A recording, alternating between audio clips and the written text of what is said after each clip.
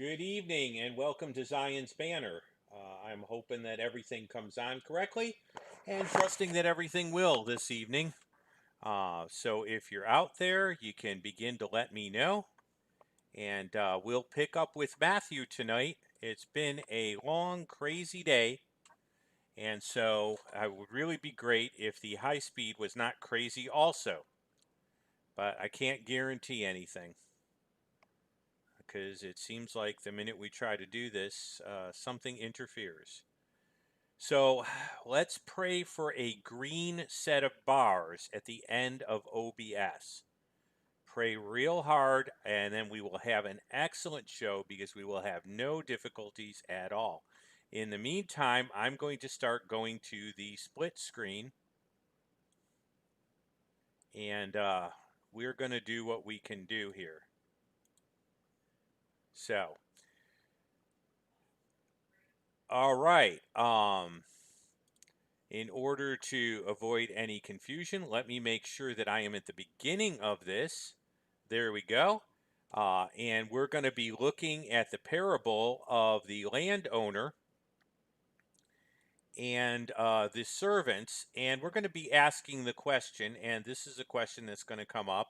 We're going to look at how does kingdom reward work? And I don't know about you, but right now, the mere idea of kingdom reward sounds terribly refreshing. Because in the situations we find ourselves and in the lives we're trying to live for the Lord right now, life is insane, to say the least. And so the idea that what we're doing actually counts, um, is really kind of important. And I think that understanding that this counts, like we saw last week, and then looking at the principles may be actually encouraging to us and helpful. So let's get started. And tonight we have Susan with us, and Susan's asking a question. Are there principles? Now that's a typo, and we discussed that today in in class. This has been looked at twice already. I will let you know that I'm not somebody that doesn't have their spelling checked. And so I'm even more perplexed when this does something like that. Um, And so I will see what I can do. This is a crazy week. I'm getting ready for my orals. And so my brain is just at orals and various workshops and things that I'm going to. Um, but it does happen. That lets you know how absolutely human I am. Uh, And sometimes the spell checkers, human and otherwise, don't quite catch that. So we're doing our best, but I will do even better to get these right because this is embarrassing. And so uh, there we go. I guess it's an opportunity for grace to be shown by you who can show grace, and for you who can't, overlook it, or you lose a lot of good stuff just because of a spelling error. But are there principles related? And by the way, my daughter might talk to me about principles, but right now I almost feel like both definitions are legitimate. We're in Matthew 20, and so if you pick up your Bibles, but if you look at 1930, which is in the lead into 20, we're going to see a statement. Now, we ended up that everybody who leaves brothers and sisters and family members for the sake of the kingdom will indeed receive a reward. God is not unkind or ungracious. We don't do it for the reward, but we as human beings want to know what we do matters. If someone said to me, why does God give heavenly rewards? Because really, we're saved by grace. I would go ahead and I would say, because we as human beings are created for significance. And one of the ways that God helps us understand the significance of what we're doing is through by allowing divine reward. And it also motivates us. Um, Folks, where there's no reward, there's no sort of sense of something being given, um, for work put in, we lose motivation. And I will tell you, in the ministry, it is very easy to lose motivation. And so Jesus does explain that this matters. And even in ministry, I have to let you know that the idea, and we see it with Pastoral Appreciation Month, but I will let you know that it's not all glory for missionaries, and it's not all glory for Bible teachers. You could teach the Bible for years and not necessarily see the fruit that you want to see. You could have a station, and the numbers could be where you don't want, and you struggle, and some people seem to be more productive than you, and so you want to know that your heavenly Father is pleased, and so reward is talked about, and the disciples that left everything behind are not left without a sense of reward. But Jesus makes a statement at the end of 19. Now, really, the division in the pericope here is very interesting to me, because I'm not sure that there's a temporal clause there that means the action stops. I mean, I look for something that tells me that a new pericope stops, and it seems like 20 continues off of 19. And Jesus repeats it twice. He's going to repeat it in 1930, and he's going to repeat it at the in terms of the parable that we're looking at, roughly 2016. At the end of the parable, he's going to repeat the same phrase. So one of the principles is that the first shall be last. Now, that sounds a little confusing, doesn't it? Why does this seem to be here? Commentators are thinking about what this means, seem to think this means, because it is very confusing. What do commentators seem to think this means? Because it is very confusing saying. When we look at it, it is complicated. What does Jesus mean? The first will be last. This has been taken different ways. A likely possibility is mentioned by Robert Jameson and A.R. Fossey and David Brown in their commentary, Critical and Expository on the Whole Bible. We were told not to quote too much, but I've cited this down to the page number. So I feel I'm giving due credit. I am not saying these ideas are mine. I'm saying I hang around with smart people. And what he says that is, it's likely to show that they were, while they were richly rewarded, a certain equality would be observed towards later converts and workmen in the service. Um, some have taken this to refer to the Jews and the Gentiles. Many of the commentators that I talked pointed out that this is probably an unlikely understanding of the parable, because we're talking about workers in the kingdom. You're not working for the kingdom if you're not in the kingdom, and you're not in the kingdom if you're not a kingdom citizen. So they felt that would not be the best explanation, and that's why I found Robert Jameson's and Fawcett. Did I say Fossey? Misspoke. Fawcett. Um, Understanding is probably the best one. Um, but Amy's a little confused, and so she's going to want to understand how to understand the parable that follows this. Now, many of you have Bibles, and if you have Bibles with headings, the headings aren't inspired, but they are indeed useful. And this heading says the parable of the workers in the vineyard. So if you were reading through this, you would have that nice heading there. Um, we know the beginning of 20 is a parable. We're going to look at why we know that, but Amy has figured out it is a parable. She's drinking her coffee this morning, and she wants to know how to understand the parable. Now, we know it is a parable because of the phrase, for the kingdom of heaven is like. So there's a comparison being drawn between certain elements in relationship to the kingdom and certain elements in relation to the story. And that's the way a parable works. It lays two things alongside each other and then makes a point by connecting the two things, looking at some comparisons. So we want to ask what the first element in this parable is. So if I'm reading through this in chapter 20, verse 1, the kingdom of heaven is like a landowner. Okay, so the first element that I run into is the landowner. Okay, uh, and so it's a formulaic thing. The kingdom of heaven is like, and then the landowner. Now, in regard to the landowner, it's possible to regard the landowner as Jesus. But it's equally likely to regard it as God the Father or God in general. So it doesn't have to be restricted to Jesus. Remember that Jesus talks about him in terms of the vine dresser being the Father in another parable, and him being the vine. And so it is just as likely and just as legitimate, especially as we look at the nature of the vineyard later. Um, so I'm not going to draw a really hard and fast line. I could have done more research and tried to pin this down, um, but I felt that neither possibility was really heretical or heteroorthodox, which means unorthodox or really outside the pale of what is accepted doctrine. Um, Two, do remember he's dealing with Jewish disciples. They know there's a mystery of plurality there.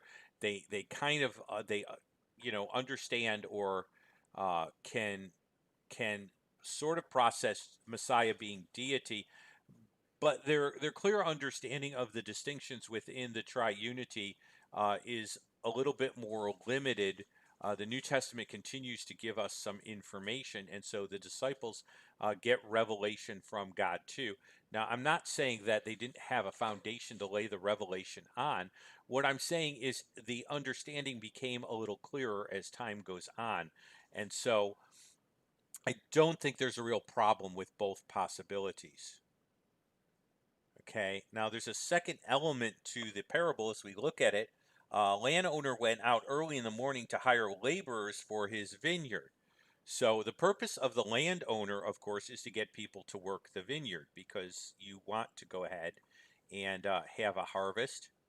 Um, and I love Brother Steve. He's saying hi to Amy. Uh, I don't know if it helps you, but it certainly makes it really fun because it forces me to think through a lot of questions and really have this audience here. So I don't know. I'm having a lot of fun. I'm glad you're having fun with it too. Um, the day's going to come when I have trouble keeping Amy separate from Susan and separate from Juan, and that'll be an interesting day um, because my characters don't come with name cards. So I really have to keep track of that. Also, just to kind of let you know for fun, I'm using Logos 9 now and trying to use their sermon thing and then bring it into PowerPoint. Logos doesn't have any Amy's, John's, or Juan's connected. So I have to put them in later and then structure the PowerPoint. But I'm hoping this will allow me to keep track of my messages and teachings. And so, again, the day will come, but I will say that I'm enjoying Logos 9. But there's a learning curve. I feel like as a teacher, you have to be a good learner. And boy, is God putting me on a learning curve lately. So the reason is that you have the different laborers. Now, I'm not going to get into the stratification or the different types of laborers now because I want to keep the flow of the parable. And right at this verse here, um, he argues that he went out to get, or the parable says that the landowner went out to get laborers, but the exact breakdown of those laborers occurs later. So I want to be a little careful with that and not get ahead of myself. Um, this is the problem between trying to teach a parable topically and trying to teach it exegetically, because exegetically I really need to move through the material as it flows, but topically I could just jump. So you now see a little difference there. The writer of the parable did not necessarily put things in the order of first element, second element, like 1A, and then sub through. So we're going to deal with this exegetically. What we do know is that the vineyard owner went to get laborers for his vineyard, and the stratification of those laborers and more about them comes a little later on. So let's keep moving through this. Okay. Now, one of the big questions is what's the vineyard? And we're going to spend some time with that because I think that's terribly important. Um, I'm going to be careful here. I am going to say uh, certain commentators regard the vineyard improperly, disregard this space again, because they're false in Bible view that the church replaces Israel. I don't want to drag on anybody, but I'm sorry. I see a real Israel. I see a real Israel for the simple fact that I'm ethnically part of it. And if Israel didn't exist, then you would have a blank chair here. And there are promises to Israel. And by the way, I grew up with those promises. And so if those promises are somehow not to be fulfilled literally, I would have had a real hard time coming to Messiah because I would have had to disregard a lot of messianic prophecy, or I would have had to pick and choose in ways that the text does not seem to allow me to do so. So I think they're ignoring the immediate context of the parable. And so I'm going to give you my take on it. No offense intended, but this is the road. I say that, I will take you down the road. I will show you how I got there, and you can take the ride or you cannot take the ride. Remember that Jesus just told the apostles they'll sit on 12 thrones judging physical Israel. I can't get around that. That's the context that we have here. If you go to the previous chapter, the previous section, you have Jesus say that. And what comes after has to be connected to what came before. So, yeah, I do indeed have my disagreements with certain commentators. Um, so, um, I am really thrilled to see Chris here. We go back a long way, and I'm so glad that he tuned in. And of course, John, you're here. Brother Steve, you were front and center. You were just right there. Um, and that is not surprising to me. So, um, Peter Lang and Phil, in their commentary on the scripture, say that the vineyard is the kingdom of heaven. Um, and so, my question would mean, what do they mean by that? Because I can understand that a little differently. We're going to move to a slide now, but do understand that when Matthew is using the term the kingdom of heaven, he doesn't mean it as separate from the kingdom of God. Okay. Now, people tend to look at this and they say, well, okay, there's a kingdom of God and kingdom of heaven. I'm not so sure Matthew means that. Remember that Jewish people ended up using circumlocutions for the kingdom of God's kingdom. They didn't like to use the name of God. And so the kingdom of heaven does not have to be a separate kingdom. Let's look at the use of it. Now, remember the previous two authors, and I'm going to go back to the slide, make use of two references. Isaiah 5, 1 through 7, and Song of Songs. Now, you're seeing it as canticles. Just understand that's Song of Songs 8:12. And since they raise those verses in order to prove their point of view, I think it's important that we look at what those verses say. They've made use of cross references. When someone cross references something scripture wise, then what your job really is to go check the cross references. That's what you really need to do. So, let's go through this. Isaiah 5:1, the vineyard is a parable against Israel, more particularly the southern kingdom. That would have been the understanding of Isaiah and his audience. Now, remember, we talk about authorial intent. And I don't know how much trouble I'll get in for sticking to authorial intent. And it's possible I will in future days get in trouble. But the reality is, I'm sorry, that is the way I believe you should do Bible study. Now, I know there's extended meaning, but again, the way I look at prophecy is very clear. It can mean more, but it can't mean something less, and it can't mean something different, because that would mean that God, knowing what the original audience would have understood, what Isaiah would have understood, deliberately, in a sense, allowed them to be misled about his own word and misunderstand his revelation which I presume he wanted people to understand when he was giving it to them. So that's the context. I mean, it's there. And so I say this is a case of eisegesis. I'm not going to get mad. I'm not going to get nasty. I'm just going to go ahead and put my take on it out there. In the case of Song and Songs, while the church is the bride of Messiah, we do need to remember something here that I think can get lost. Israel's the bride of God the Father. Now, I know that from Jeremiah because God uses marital language. He uses the term shalach, the idea of sending away, which is a certificate of shalach, was how you divorced somebody. Well, actually, it's how you separated, created separation from somebody. And so the fact that God is in Jeremiah talking about giving a shalach, a certificate of shalach to Israel, indicates that there's marital language there. So yes, we must remember that the church is the bride of Messiah, but Israel's the bride of God the Father. This is not polygamy because we are triunitarian.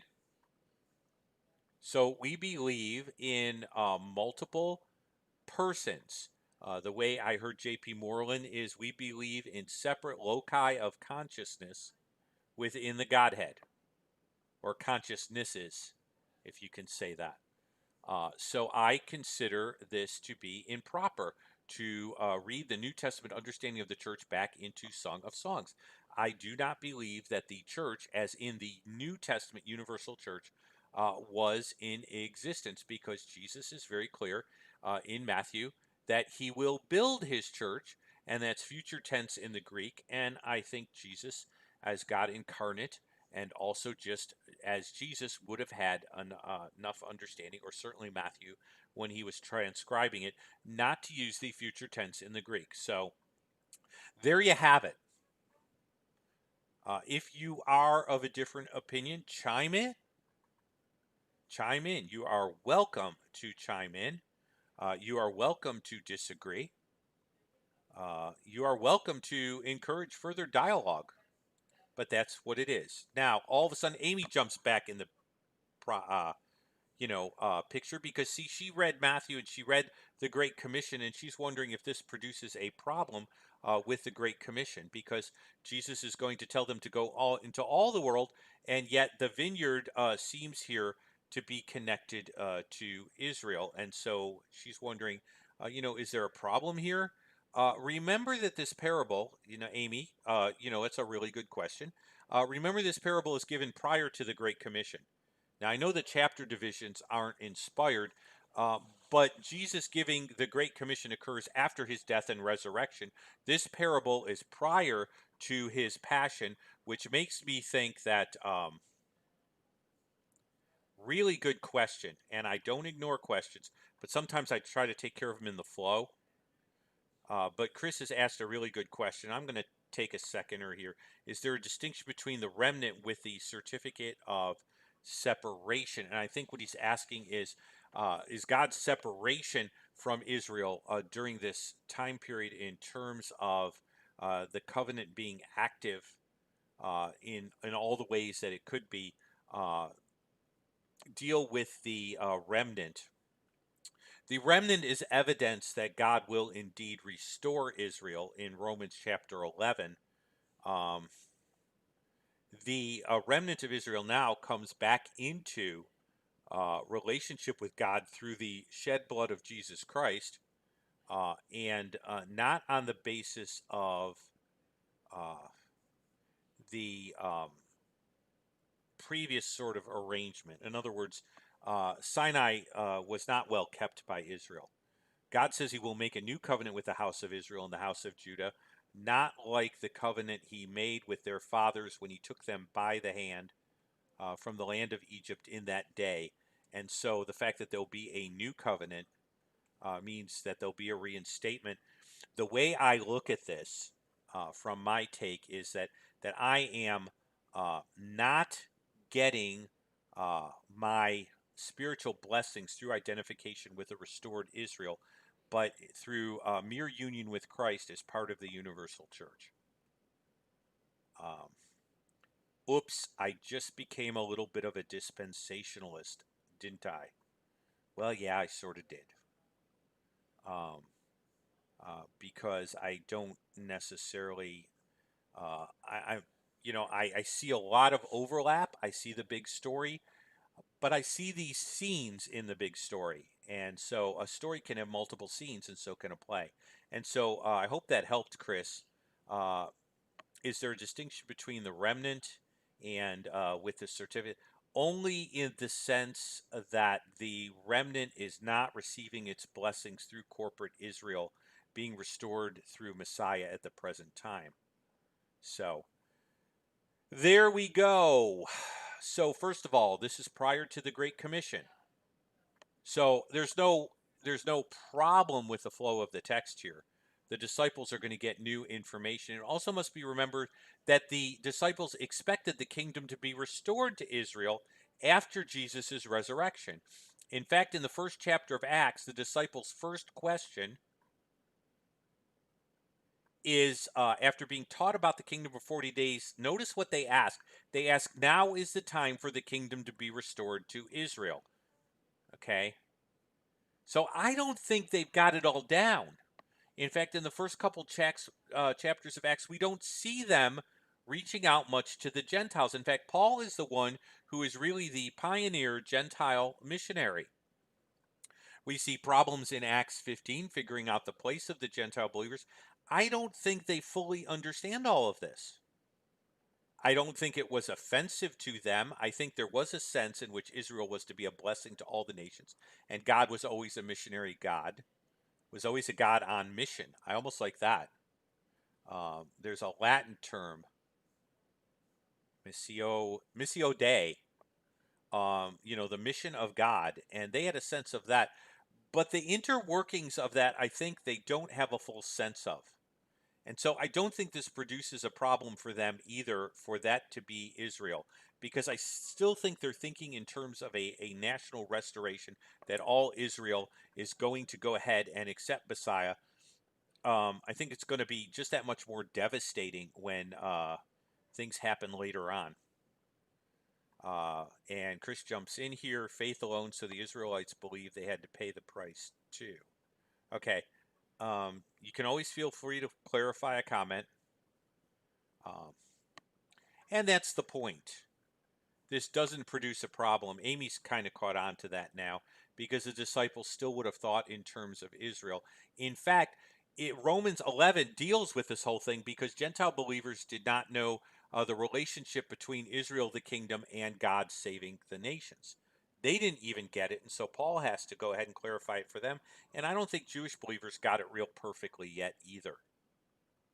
So that's where we're at. Let's talk about the workers. I think we're doing really good tonight. I'm excited. I'm excited to have people here. There are different sets of workers. Okay, now there are the workers that were hired at the beginning. Remember that in verse 1, it says that the landowner went early in the morning to hire workers. And in verse 2, it points out that, he actually did get some workers. They agreed to work for a roughly what would have been a day's wages, a denarius, and he sent them into his vineyard. So you have a first set of workers. Notice that that's early in the morning. That would have been at about 6 o'clock. Remember that they did not have really excellent fluorescent lighting back then, and so they worked with the sun. And my wife's grandfather was a farmer, and so the light-dark cycle becomes terribly important, especially as you're working in a vineyard picking grapes, because the braille method is not the way to go. So those are the first hires. The second hires are going to be talked about afterwards. He went about the third hour and saw others standing in the marketplace. Now, understand that if you're looking for a job, they did not have Indeed and electronic job services. And so you would go to the marketplace and you'd hope to pick something up. And you'd hope to garner wages through work. And so he goes back and he goes back about the third hour. Now you're saying, okay, what's the third hour? I have to admit that my watch and my Fitbit do not have the hours broken up that way. You're talking about roughly 12 hours of daylight. Now, I know that changes for us. Israel's a little bit closer to the equator, so there's a little less variation. Now, if you do that with Vermont, you're going to have a problem because the seasons change more dramatically, as does the temperature. Phoenix is a little further south, and I've noticed the difference in feel and sunlight since we have been in the far southwest. So if you take 12 hours and you break that down, you're going to see the time periods roughly given. Um, I did indeed consult a commentary just to kind of get a feel for that. But the second hires in the third hour would be 9 a.m. Now that's 3 hours after. So you have that first hour, then you have a second hour, and then you have a third hour. And so, the third hour, dividing that up, would be about 9 o'clock. Now, he keeps hiring people. Now, remember that I do need to point this out. It's not pointed on the slide, but you're probably thinking, well, how much do they get? And the exact amount isn't told you, but it will be told you at the end. Remember that the first group agreed to work for a denarius, roughly 1 day's wages. Okay? And he finds he still needs workers, so he goes out again in verse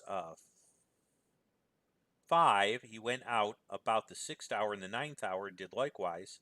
And then in 6, you have another group, the 11th hour. He went out and found some standing around idle and said, "Why have you been standing idle all day?" So we're talking about the 11th hour being near the end of the day. Okay? So here's what we're dealing with this parable. He went out the third hour, which is 9 o'clock. He went out the 6th hour, which is 12 o'clock. Remember, 6 is halfway between.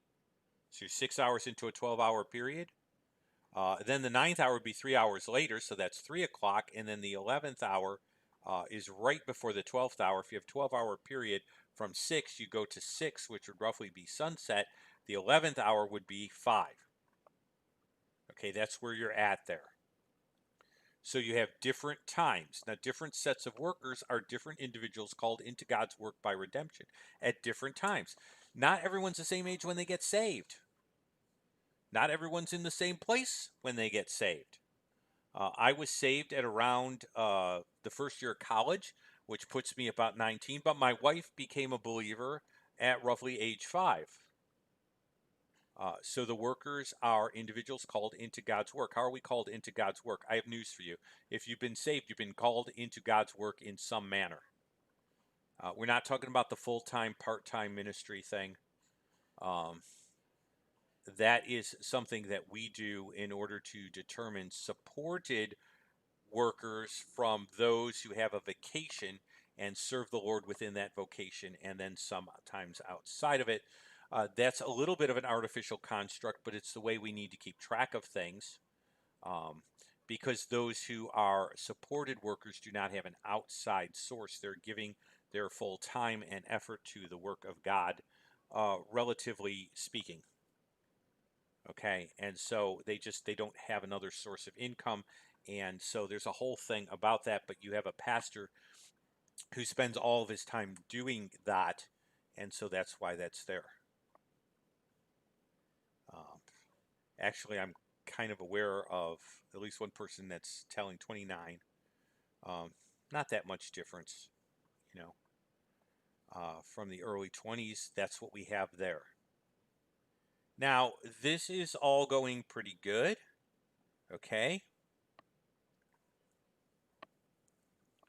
And of course, the reason that they accept the position with Jesus is very clear, because they end up stating, when he says, "Why you've been standing idle all day?" They said, "Because no one hired us." And he said, "Also go into the vineyard, and whatever is right you will receive." Now, that's an interesting saying because there's going to be complaint about what is right. Okay? Evening had come after verse 7, and it's time for pay. Now, people were paid at the end of the day. So they didn't get a weekly paycheck. They didn't get a monthly paycheck. They got their pay right away, and they lived off of it. And so there you go. It's time for the checks to come in. It's time to punch out. The owner of the vineyard said to his steward, "Call the laborers and give them their wages, beginning with the last to the first. So he's going to start with the last group. Those who came and were hired the 11th hour, that would be the last group, right? They each received a denarius. When the first group came, they've been watching this go on. They figure, well, if the last group got a denarius and the other groups got a denarius, we obviously have been working far longer than them. We're going to get more. But they received a denarius too. So, regardless of when people entered into the vineyard, they all received the same pay. Now, that used to really throw me. I'm thinking, that does not really seem fair. That does not really seem fair. Okay?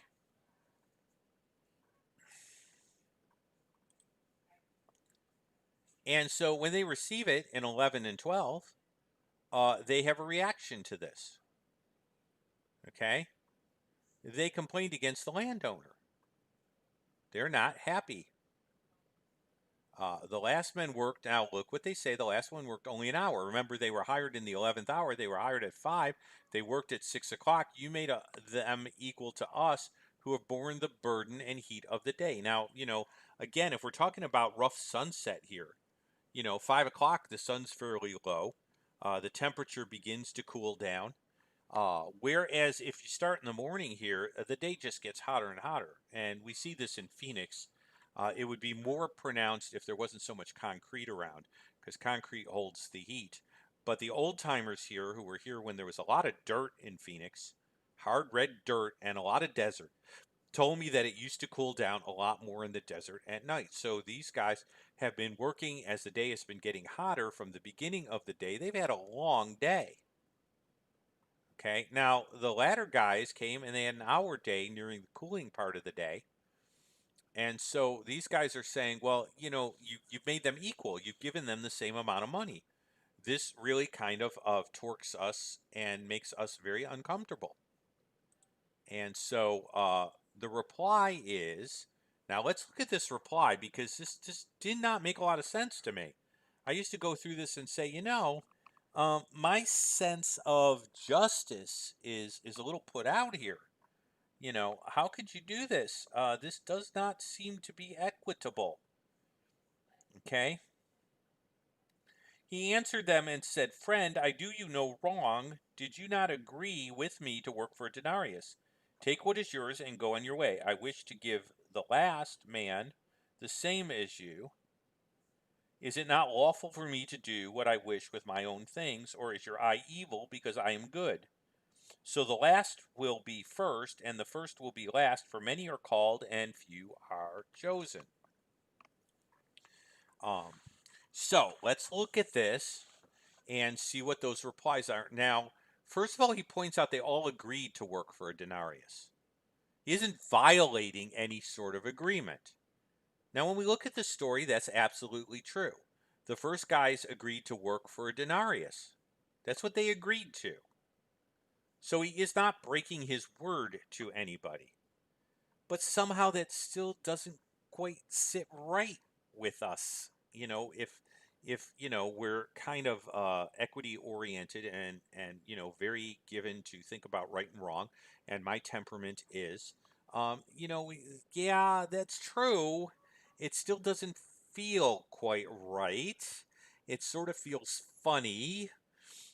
Second, the wages are my property and I could disperse them as I see fit. Is it not right for me to do what I want with my own things? Remember, the landowner is the one paying them.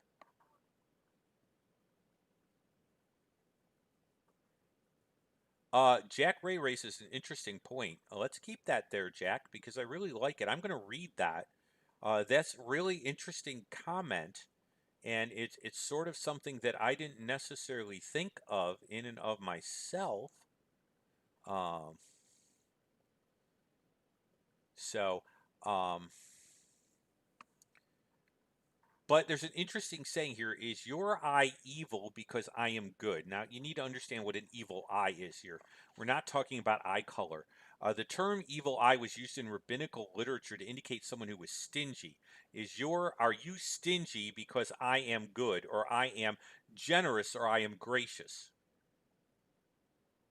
And you know, that's what we need to think about. The uneven distribution of things in life really throws us, and it really throws me. And Jesus's question is a very legitimate question. I need to calm myself down. Am I offended by God's graciousness? I shouldn't be, but it can be hard to take. Um, the other thing I want to point out is there's no guarantee that the same amount of time equals the same amount of work. Um, you know, those who work longer don't necessarily accomplish more.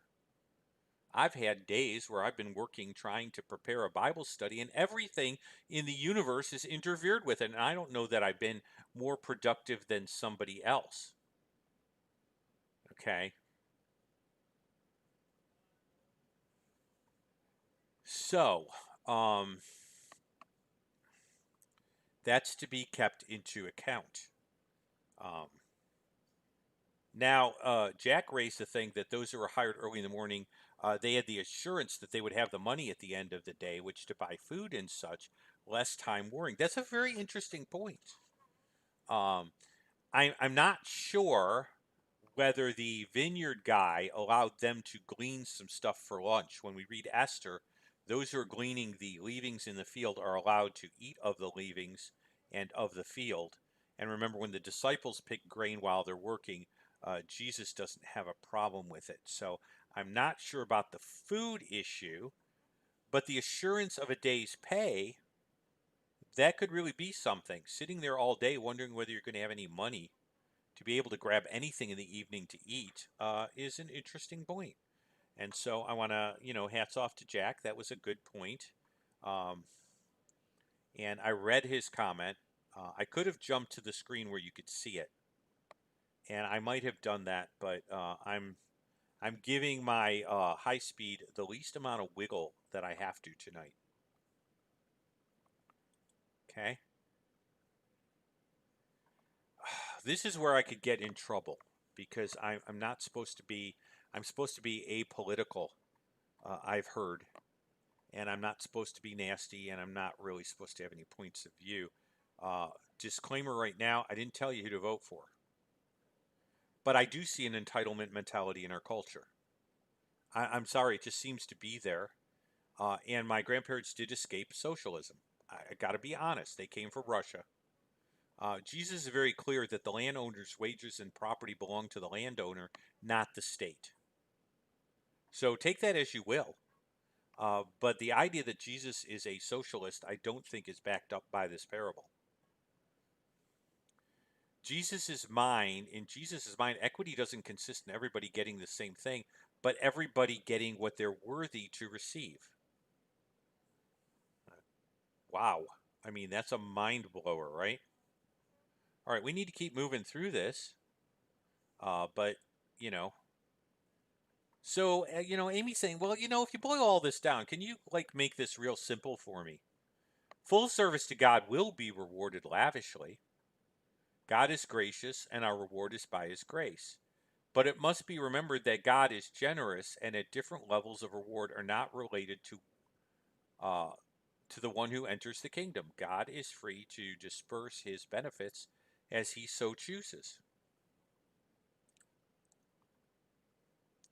But then Jesus goes ahead and brings up his impending death, which, I mean, makes a real question here. Why do you go from a parable to his impending death? 17, Jesus was going up to Jerusalem. Now, I'm not skipping the verse here. You have the first will be last. Many are called, but few are chosen. A lot of people like to get into election and the effectual calling of God and all of that. Um, wow. I mean, I'm not going to delve into the depths of that tonight, especially because if I hold too solid a position there, I don't know. Let's just say that God does call people into service, and let's just say that God indeed chooses people. And your purpose in his plan may indeed include your salvation, and we call that election unto salvation. His use of you in his plan may allow or may be such that your salvation is not required for it. And we look at that in terms of God's permissive decree that some will be able to reject. I think that our decisions are in the process somewhere, but I'm not going to spend a lot of time. What is interesting there is that he repeats that the first shall be last and the last shall be first, sandwiching the parable between the saying on both ends. Okay? And so this parable would seem to have to do, at least in part, with service. Does that mean it has no connection to salvation? Well, I'm not going to say that. But what I will say is it seems primarily to connect to service and reward. Now, again, you can't serve the kingdom if you're not part of it. So you're going to have to fish through some of that stuff. But what's really interesting is that Jesus brings up his death. I mean, he begins there. Now, Jesus going up to Jerusalem took the 12 disciples aside on the road and said to them, Behold, we are going up to Jerusalem, and the Son of Man will be betrayed to the chief priests, to the scribes, and they will condemn him to death and deliver him to the Gentiles to mock and to scourge and to crucify. And on the third day he will be risen. And we don't want to leave here without doing that and spending a little time here. Jesus clearly predicts his own death. You know who was surprised? You know who wasn't surprised that Jesus died? Jesus wasn't surprised. Okay, he's very clear about his own death. He talks about being betrayed to the chief priests. They would have tried Jesus. We're talking about the Sanhedrin and scribes. They're going to elicit a certain judgment. But notice he's delivered to the Gentiles. Israel did not have the right to execute under Rome at that time. So he had to be turned over to the civil authorities, to be mocked and scourged and to be crucified. And on the third day he will rise. Did the disciples know he was going to rise? Yes, they did. Okay? He predicted his own passion before. This prediction of his death includes the Gentiles' role in his death. I am going to take the time to say to you that not only did Israel have a hand in Jesus' death, but so did the Gentile world. So we can't do the deicide point fingers thing. Okay? And I do that with believers because there have been those in history that have done that. It's very important to keep in mind some of the anti-Semitic slurs related to the Jews killing God have been used for centuries. My dad reacted to such slurs. The Romans were equally guilty of Jesus' death and complicit. Now, let's understand something. Jerusalem represented the religious center of the world. Rome represented at that time, in that part of the world, given the size of the Roman Empire, the civil center of the world, or the governmental center of the world. And so both the religious center of the world and the governmental center or civil center of the world were equally complicit in Jesus' death. Both Jew and Gentile had a hand in God orchestrating his plan of redemption, which included Jesus' death. So nobody is innocent. By the way, God the Father planned Jesus' death. Check out Ephesians. And so God took part in orchestrating or organizing the events that led up to Jesus' death. So who killed Jesus? Well, the Jews were part of the act. The Gentiles were part of the act. Our sin, okay? All we like sheep have gone astray, and everyone is turned to his way. And the Lord has laid upon him the iniquity of us all, Isaiah 53:6. Okay? And so you and I were complicit in Jesus' death. How's that for a real heart stopper? Okay? So when people say, who killed Jesus? Well, I could do a sermon on it. God the Father, our sin, Rome, the Jews, or actually you could say the Gentile world, the Jews, and you have just about everybody connected here. So I wanted to take that time. What you do need to understand is that 2017 through 19, where Jesus talks about his death, sets the stage for 2020 through 27. So why is this there? Because it sets the stage for the next part. Remember, this is a flowing story. Okay, the rest of the text's flow is connected to Jesus' statement.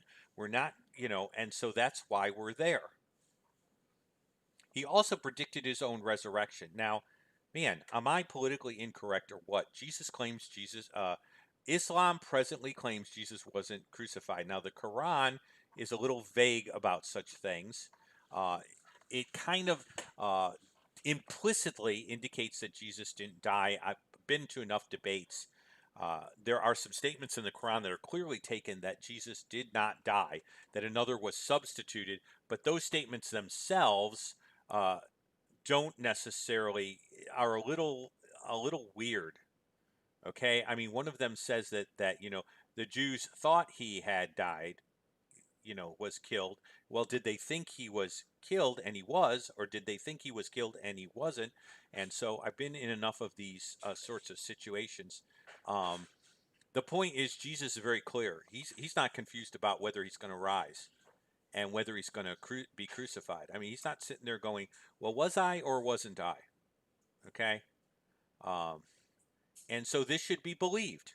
I mean, what is the gospel? Paul kind of nails it down for us. Okay, that Jesus died for sin according to the scriptures and was risen on the third day. I mean, Paul gives us in Corinthians an outline of the essential facts of the gospel, and they include Jesus' death and resurrection. Now, what's interesting is the Quran does claim Jesus is a prophet, and Jesus just said he was going to die and be risen. So you work that out. But I see a contradiction there. We're going to spend a little time here in 20 through 21.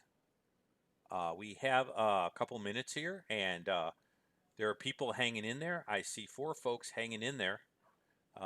Some of your places, it might be very late where you are. Okay. Let me read 20 through 24. 20 and 21. Then the mother of Zebedee's sons, it's two, came to him with her sons, kneeling down and asked something from him. He said to her, "What do you wish?" She's asking something of him. She's a nice Jewish mother, okay? "My boys, I need to take care of my boys. Let me find out where they're going to be in the kingdom. Let me take care of my boys." So she kneels down to ask him a question, showing proper respect. And he said to her, "What do you wish?" And she said, "Grant that these 2 sons of mine may sit at your right hand and the other at your left in your kingdom." So I want to take care of my little boys, and I want to make sure that they're taken care of. And what I want them to do is have the places of honor in the kingdom of God. I think that, again, she's expecting literal throne. She's expecting a literal kingdom, and she wants to make sure that her sons have a really excellent position in the kingdom. And so that's what she's up to here, being a nice Jewish mother. I take care of Morris and, that sort of thing. Okay. Now, Jesus answered in 22 and said, "You do not know what you ask. Are you able to drink from the cup I'm about to drink?" Now, he's not talking about Welch's grape juice. He's talking about the cup of suffering that he's going to go through. This is language that would have been understood in a Jewish context. Okay? And so, I mean, the Passover, you know, um, they just had reasons to understand this sort of language. The cup he's referring to is the cup of suffering, his impending passion. Remember the context. The context of his predicting his death and resurrection is the background for this. So when she comes and says, "Hey, can my 2 sunny boys, my 2 nice Jewish boys, have the left and right hand at the kingdom?" Jesus says, "Look, you know that stuff I was talking about before where I get crucified and I get scourged and stuff? Are they able to drink from that cup and be baptized?" Now, we associate baptism with water baptism and in the church, and you'd be thinking, well, what does Jesus think it hurts to be, immersed in water? No, the baptism here is from baptismo. It means to be completely identified with something. It was used for dying. Can they be fully identified with the type of suffering I'm going to go through? And of course, they say, "Yeah, of course we're able." Yeah, right. Okay, I've heard about crucifixion, and I'm allergic to pain, and so I wouldn't be jumping up there saying, "Yeah, sure." You know, Let's go for it. I really would like a good flailing today. Uh, but they're a little bit of bravado there, and I point out, be careful what you ask for. God may just give it to you. Sometimes God's greatest work is keeping us from the things that we think we want. You know, Jesus goes further in the verse, looking at 23, and he says, "You will indeed drink from my cup. My right hand and my left is not mine to give, but it is for those whom it was prepared by my Father." I love that term, prepared. The good works have been prepared for us beforehand that we should walk into them. God has prepared the good that we will do. Uh, Dropping down the note with my daily routine would be a wonderful thing. I would be very excited. Here's what your day looks like. Here's the good works I have for you. They're all listed. Just check them off. That would be all very nice, but it just doesn't work like that. Yeah, Jesus says, "You will suffer. You will indeed suffer for my sake." So, I mean, gentlemen, if you were looking for suffering for the sake of the kingdom, I can provide that. My Father will allow that, and you're going to experience that. But you know what? Those places of honor are reserved by God the Father. Isn't that interesting? By my Father. They were prepared by God the Father. And so it's not mine. Now, Jesus is fully God, but he is submitted to the Father. Now, you're going to say, does that create a problem? No, but that's an entirely different broadcast on the relationship between the Trinity and how that all works. We understand biblically it can work. Jesus limited himself, Philippians 2 5 through 11, when he was incarnated. So we don't have a problem. But yes, a polemicist will pick at this sort of stuff. Okay. Well, I think we've done fairly well. I think that I actually appeared, and the bars seem to remain blue. And so I'm terribly excited. Let me give you a take home truth. The principles of reward and the kingdom are connected to faithfulness, and reward is determined by God. So let that be a comfort to you on bad days. You don't have to do it better, you just have to do it faithfully. And so that's a real comfort to me. It may help me keep my sanity over the next 2 weeks. I hope it does. Otherwise, you're going to have some really interesting broadcasts. I'm grateful for everyone that was here. I miss those who weren't. Uh, Thank you, Jack. Thank you for the comments, Chris. It was good to have you with us. My wife went on to see if I was live and not dead, and apparently I was breathing, so that is good.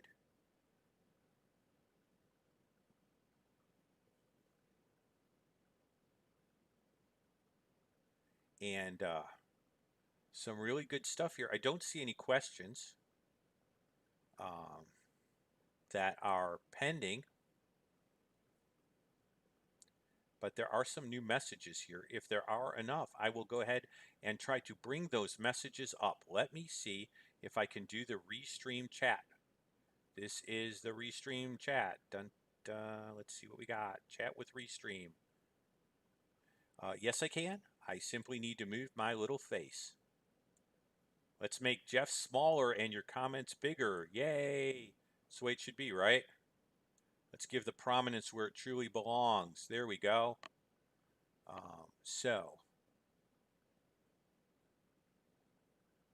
Brother Steve, you are a joy. Yes.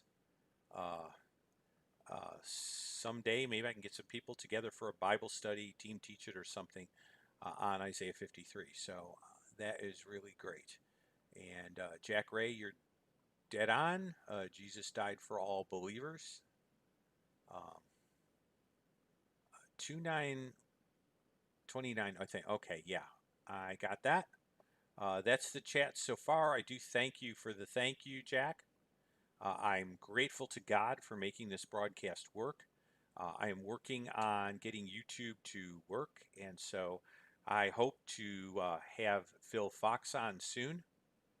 If I can catch my breath and do some other things and figure out what I'm supposed to end up making this, but I'm grateful for everyone who is here. Now, this is set to automatically stop when I do.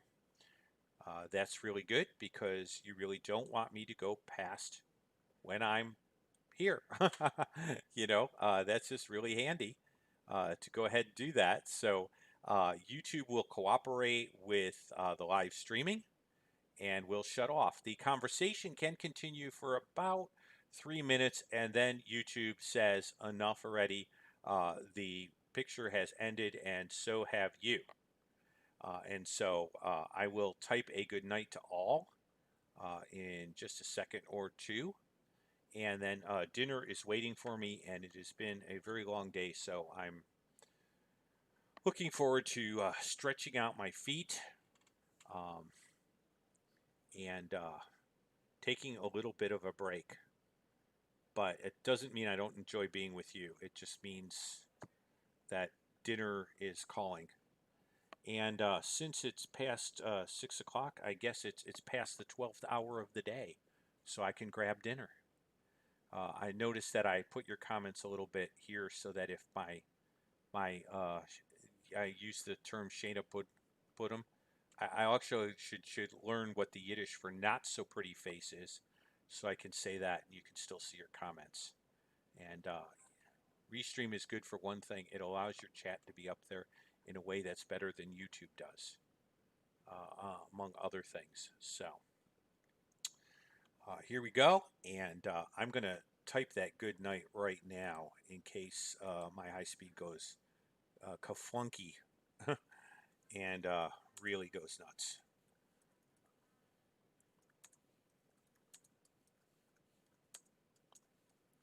Kaflunky is the technical nerdy term for when things go wrong.